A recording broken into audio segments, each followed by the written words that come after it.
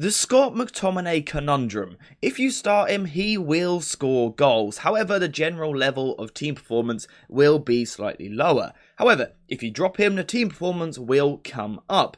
But then you don't really have anyone to score the goals. So, do you start him or do you not? The Scott McTominay conundrum. Let's take a look. Scott McTominay's goals have been absolutely vital for Manchester United this season. So I think it's only fair to Scott that we start the video by looking at the positives of what he brings to the side. And there are several things which he brings to this team, which without him, the team lacks. One is the physical presence in the midfield. Now, people are going to counter this and say he's not been winning that many headers, etc. in the midfield, and I do agree. However, one thing he does offer is the ability to hold the ball and prevent players from getting close to him, giving him a slight sense of press resistance. If we take the Galatasaray game the other week, for example, Galatasaray had a really small midfield, but their midfield was aggressive, going man-to-man in the press. However, because Scott McTominay was so much bigger and so much stronger than all of their players, we could regularly go into McTominay.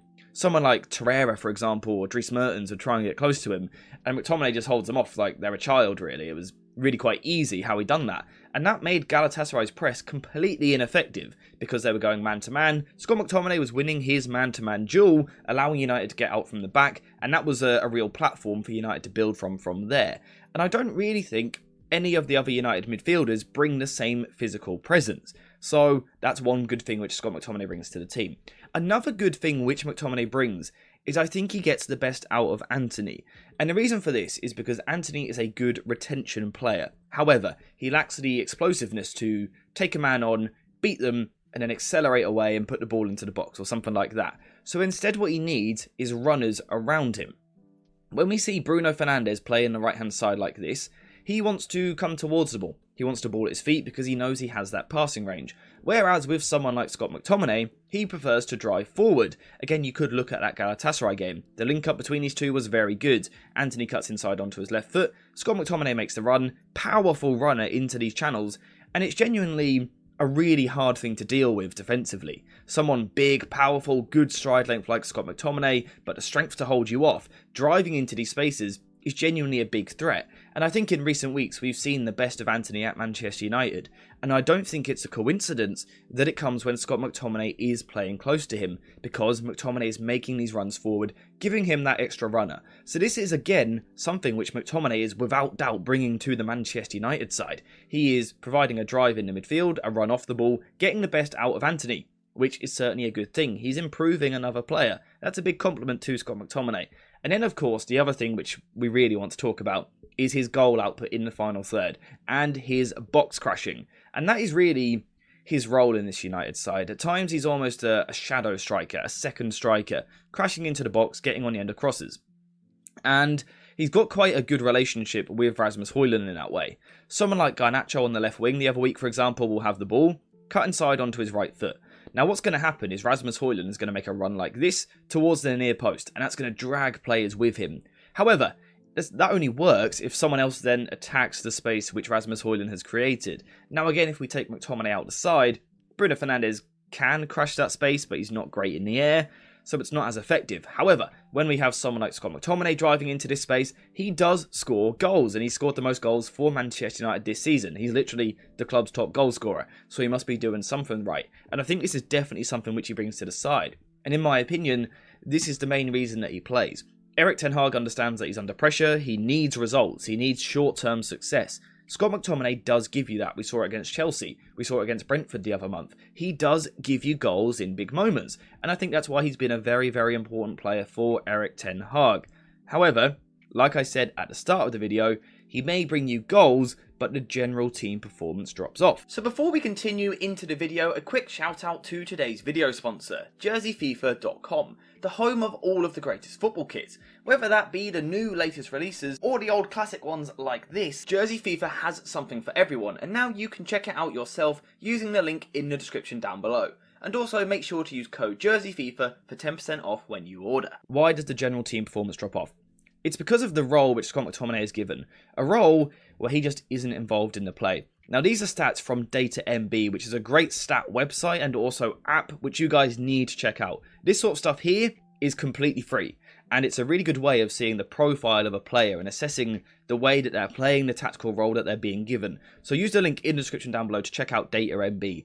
What it allows us to see here is that so far in the Premier League this season, Scott McTominay is not playing key passes, he's not playing progressive passes, and he's not playing forward passes.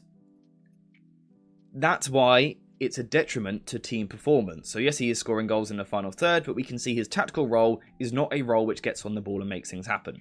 And that is a problem for Manchester United, because our system in possession is unsettled at the best of times. But when you add to that a midfielder which, rather than dropping deep and trying to get on the ball, instead flies forward, it leaves United very open. Now that's a problem defensively, because it means that when United lose the ball, there's a lack of players in here to win the ball back. But I think, almost more importantly, it's a problem in possession, because it leaves us with a lack of options in the centre of the park, someone who can come to feet. Rasmus Højlund doesn't really drop in and link all the time. You could almost get away with it if you played Martial, perhaps, who's more of a link striker. McTominay going past, at least you've still got numbers in the middle. But when you've got Rasmus Højlund and McTominay both pushing incredibly high quite early on, it leaves Amrabat and Bruno Fernandez a little bit isolated in the middle of the park, particularly Sophie and Amrabat.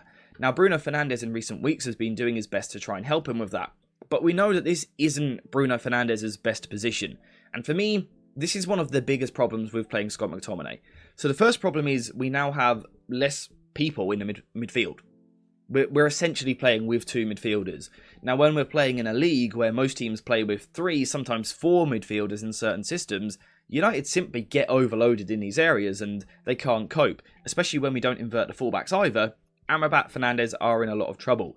The other problem I have with this, though, is that Fernandez is now playing deeper, an absolute mile away from his best position. So the question is, are Scott McTominay's goals enough to get Bruno Fernandez that far away from goal? Because we know that Bruno Fernandez is one of the best in the world in this sort of position up here. And again, we can go back to Data MB to see this, where I made this graph. Now, if you want to make this sort of graph, you need the pro version of Data MB, but again, it's very, very cheap. I highly recommend that you check it out. Basically, if you're down here, you have very few key passes per 90 and very low expected assists. If you're up there, you have a lot of key passes and a lot of expected assists. Bruno Fernandez is literally at the very top, exactly where you would want your attacking midfielder. Scott McTominay he's down there somewhere, which is not what you want. So Scott McTominay might be bringing you goals from playing this higher position. But if we're talking about Bruno Fernandez's creative output, are McTominay's goals enough to get one of the most creative players on the planet so far away from goal? Because the second we put Bruno Fernandez in these deeper areas, we know that he can't create as much. He's not getting in zone 14 on the edge of the penalty area. Instead, he's responsible for, keeping things ticking over from a deeper position. He's responsible for spreading the play, progressing the ball. We want Bruno Fernandez in this position, high in the final third, creating chances for someone like Rasmus Højlund. Again, if we just go back to that graph, Scott McTominay is literally creating nothing. Now, of course, you can argue that's not his role, and I would agree. I'm not actually blaming Scott McTominay for this, and I want to make that clear. This isn't McTominay's fault, it's just the role which Erik ten Hag is asking him to play. I just don't think the current United squad is good enough and settled enough on the ball to have a role where one midfielder barely touches the ball. I think that's really detrimental, and of course, as a result of not touching the ball very much, is creating so few chances. Especially again when we've got one of the best creators in the world up there. We're moving Bruno Fernandez so deep. So yes, Scott McTominay has scored 6 goals from this higher position. However, I do ask the question, would we have perhaps scored more if Bruno Fernandez had been higher? Not necessarily scoring the goals himself, although he's more than capable. He is our second top scorer. But actually creating for other people. I've done a video yesterday looking at why Rasmus Højlund is struggling, because we're not creating chances. We've seen that Scott McTominay doesn't create chances. Bruno Fernandez does. So, the conclusion that I'm coming towards, as you can probably tell, is yes, McTominay brings you a lot of goals, but the level that he drops the team performance, the gaps in midfield, Bruno Fernandez playing a mile out of position, I think it's a net negative for the side. So I think Erik ten Hag needs to stop with this experiment.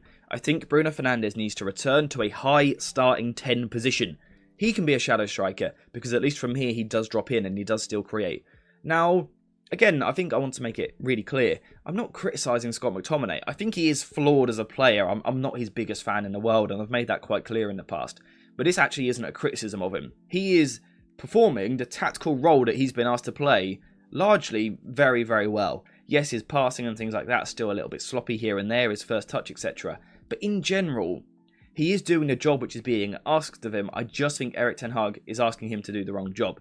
So I'm not saying even drop McTominay.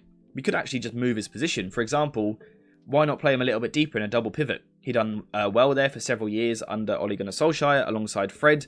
Reduce the, don't ask him to be a first phase player. Let Sofian Amrabat do that. But play him as a box-to-box midfielder, and again, I think you get something. You get a little bit more from him, perhaps. Shadow striker is probably his best position, but again, I don't think United's structure is good enough to allow that to happen. We're not in a good enough place as a football club to play with a free man, a luxury player in the final third almost. So in my opinion, Scott McTominay should not be playing as a shadow striker of Rasmus Højlund. Our highest midfielder should without doubt be Bruno Fernandez because he is our best creator at the football club. Therefore, McTominay either needs to be moved deeper or he needs to be moved out of the starting 11 for Kobbie Mainoo. So, we've spoke about the Scott McTominay conundrum, we've said what it is, and now you've got my answer. In my opinion, I would drop Scott McTominay from the starting 11 for the games coming up over the Christmas period. But let me know what you think in the comments down below. Do you keep McTominay in the starting 11 for his goal output, or do you take him out for a better team performance? Let me know what you think. I really don't think there's a right or wrong answer in this case. So again, get in the comments down below, let me know your thoughts. But apart from that, we are finished for today. So thank you guys for watching, I hope you have enjoyed it. And as always, I'll see you in the next one.